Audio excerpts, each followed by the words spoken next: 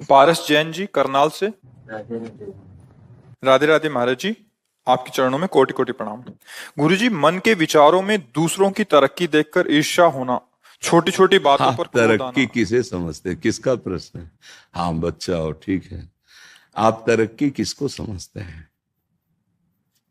आप बोलेंगे तब तो हम समझ पाएंगे ना कि आप तरक्की का मतलब क्या लिए हुए हैं। जैसे दूसरे सुखी हो जाते हैं बच्चा, तो एक हाँ अब हम पूछते हैं, दूसरा सुख तुम किसे मानते हो? देखो, हम तुम्हारे प्रश्न करके वहां पहुंचाना चाहते हैं जिसे वास्तविक तरक्की कहते हैं, जिसे वास्तविक सुख कहते हैं। तुम बच्चा सुख किसको मानते हो? जिसमें आनंद हो।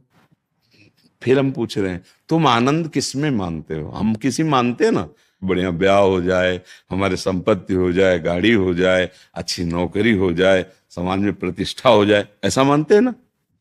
यही तो मानना है ना?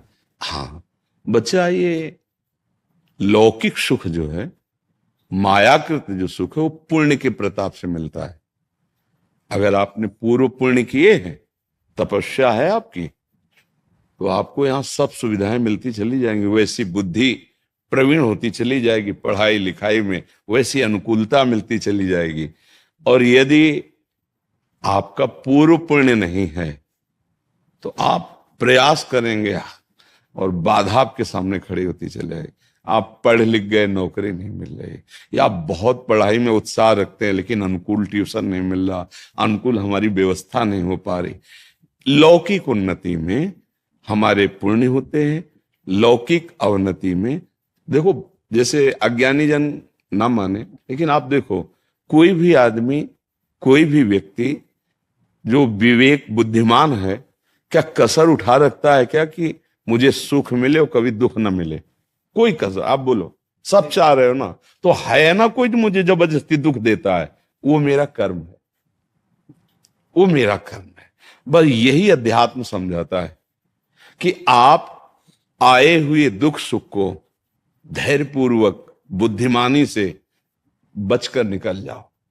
और भजन एक ऐसी वस्तु है, भगवान का नाम जप, भगवान की लीलाओं का गायन श्रवण और दूसरों में भगवत भाव करके सेवा, ये आपकी बाधा रूपी जो पाप कर्म है उनको भस्म कर देगा। अब ये बात अपने को पता नहीं, ओ ये बात उसको भी पता नहीं जिसको ये सामग्री मिली हुई, सुंदर स्त्री या सुंदर पति या गाड़ी, रुपया, पैसा, जो आप सोच रहे हैं, जिसको देखकर आप ललचा रहे हैं, वो उसके पास वस्तुएं हैं, पर वो भी अशांत है, उसके अंदर भी कामना है, वो भी तृष्णा से युक्त है, भय से युक्त है, और वो मृत्यु से भी भयभीत है। तो भैया कहां सुख हुआ? जो अशांत है तो वो कहां, वो किसी और को देख रहा है। आप देख रहे हैं तो वो किसी और को देख रहा है, वो किसी और को देख रहा है। मतलब आप ऐसे, चूंकि आप बच्चा हो, अभी सबसे मिले नहीं, हम बचपन से बाबा जी रहे तो सबसे मिलके देखा है, वैभव है और राक्षसी वृत्ति है, शराब पीना और बहुत से व्यभिचार आदि प्रवृत्तियां, उसे वो सुख मान रहे हैं। अगर मानो होता, जैसे अपने लोगों को मन समझाता है कि ये सब वैभव, तो वो क्यों रोते हमारे सामने आके? वो क्यों हमसे प्रार्थना करते? क्योंकि हम तो बाबा जी, खाने की व्यवस्था नहीं, कपड़े ठीक नहीं, तो वो तो वैभव संपन्न है, हजारों उनके नौकर हैं, सारी व्यवस्था। जब वो गाड़ी से आए थे, 5-6 गाड़ियां उनके साथ थी और उनके अंग रक्षक सब ऐसे थे, पर वो ऐसे बात कर रहे थे कि हृदय लग रहा था शास्त्रों में जो लिखा है वो सत्य लिखा है। अनुभव में बच्चे थे तब भी शास्त्र, बस इसीलिए बुद्धि पुष्ट होती चली गई। नहीं नहीं, उस वस्तु को जानना, उस वस्तु को प्राप्त करना है, जिसको प्राप्त करने के बाद कुछ भी चाह नहीं रह जाती। तो बच्चा, भगवान का नाम आपके जो उन्नति में बाधक है उनको नष्ट कर देगा। हमारे जो रसिकाचार्य महापुरुष हैं, उन्होंने कहा है, राधा वल्लभ भजत भज भली भली सब होए, जीते विनायक शुभ अशुभ, विघ्न करे नहीं कोय, विघ्न करे नहीं कोय, डरे कलिकाल कष्ट भय, हरे सकल संताप, हरसि हरि नाम जपत जय। वो विजय को प्राप्त हो जाता है। कोई भी विघ्न, देखो हम डरते हैं कि जैसे बताया गया कि कोई ग्रह तुम्हारे खिलाफ, अगर वो अनुकूल हो जाए तो तुम्हारी उन्नति हो जाए, तुम्हारी उन्नति में अमुक ग्रह बाधक, ऐसा है, ऐसा कोई झूठा नहीं है। ज्योतिष शास्त्र सत्य है। ग्रह नक्षत्रों का प्रभाव हमारे ही कर्म से विपरीत और अनुकूल होगा, वो ऐसे नहीं है। देखो, जितने भी ग्रह नक्षत्र हैं, जितने भी लोकपाल हैं, जितने भी काम क्रोध लोभ मोह मद मत्सर आदि हैं, ये भगवान का विभाग है, शासन विभाग। आप अभी कानून के अभी आप देखो कानून के तो आपका सहयोग करेंगे, और कानून के प्रतिकूल चलो तो वही थप्पड़ मारेंगे, नहीं मारेंगे।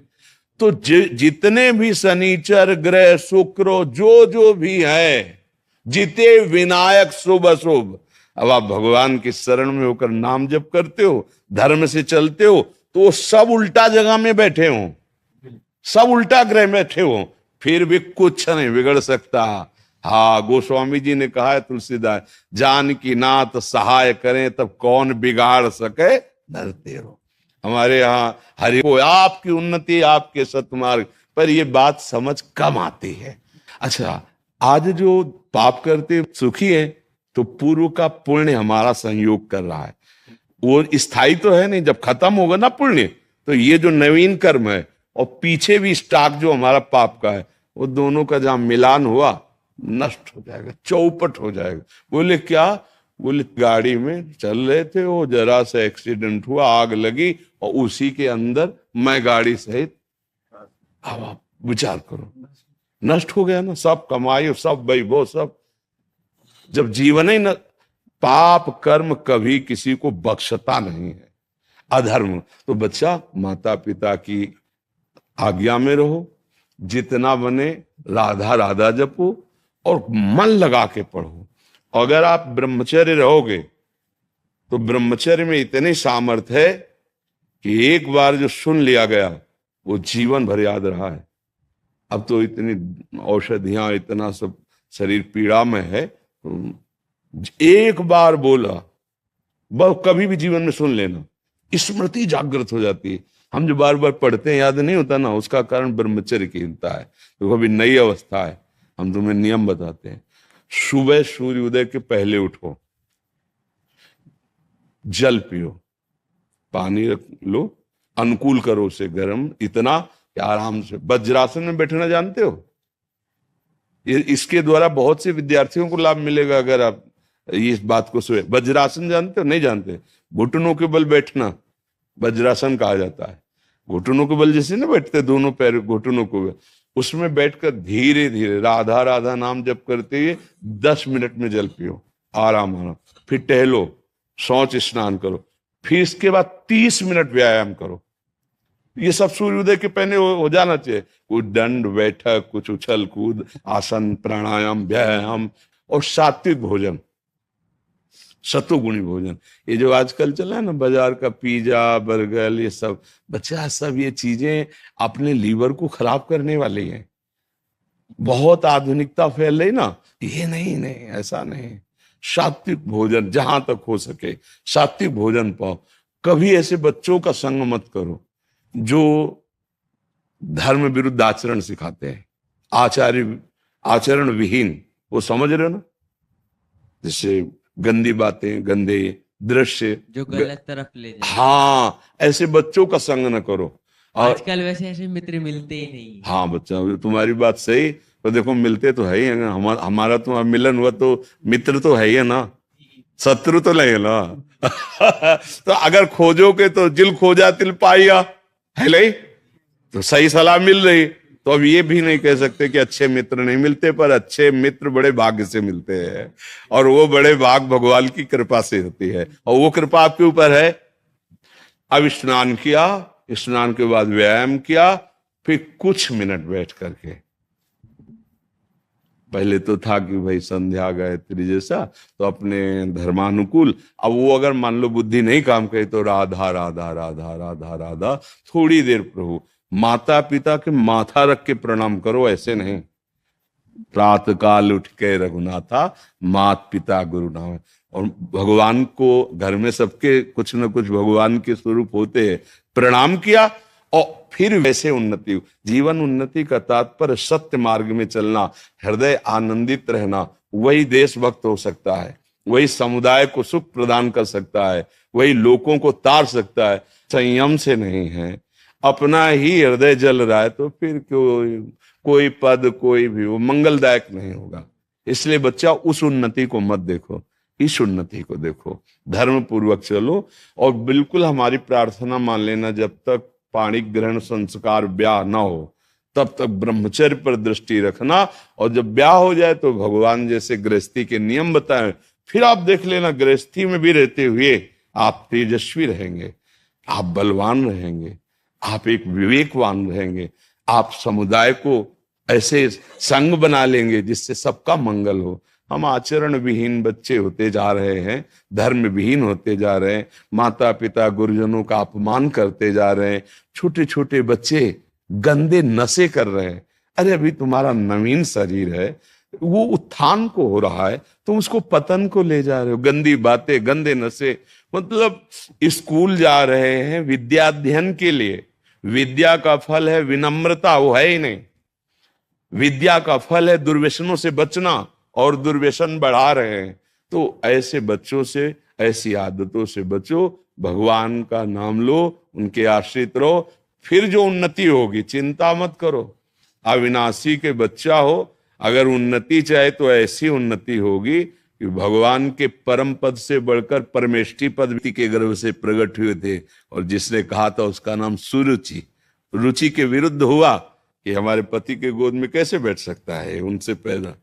वो माता से जाके बोले, माँ ऐसा ऐसा भी माता ने किया।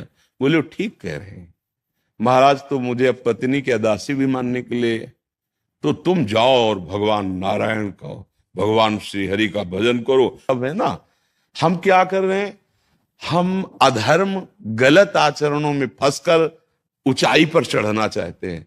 अगर गंदे आचरण कर रहे हो, अधर्म कर रहे हो, आपकी उन्नति हो रही तो हर्षित मत होना। जैसे होता है ना, किसी को छठ में आ जाए तो वो सोच रहा है बहुत ऊपर ले चढ़ रहे, ऐसी जगह से पटके जाओगे, किसी काम के नहीं रहोगे। और धर्म से चल रहे हो, दीपक की तरह प्रकाश हो रहा है, कुल परंपरागत चलता रहेगा। धर्म को बहुत सावधानी से, और हम तुमको धन्यवाद देते हैं कि इतने छोटे बच्चे होकर आप जीवन की उन्नति मंगल के लिए आप चिंतित हैं। आपको ऐसा ही अपने मित्रों को भी सिखाना चाहिए, जो आपके आजकल मित्र तो बने। ऐसे हैं जी, मेरे 3-4 दोस्त ऐसे हैं जो गलत तरफ ले जाते हैं। नहीं तो वहीं से तो सब बनते हैं। तो हाँ, इसलिए हमारा भविष्य, हमारे देश का भविष्य, हमारे धर्म का स्वरूप वहीं जागृत होता है। कक्षा 1 से लेकर के, और जो पढ़ाई होती है ना, उसी में सब होते हैं। डॉक्टर, मास्टर और नेता, संत, महात्मा, उसी में सब होते हैं। अगर आचरण पवित्र हो गए तो उठे, और आचरण गिर गए तो फिर गिर गए।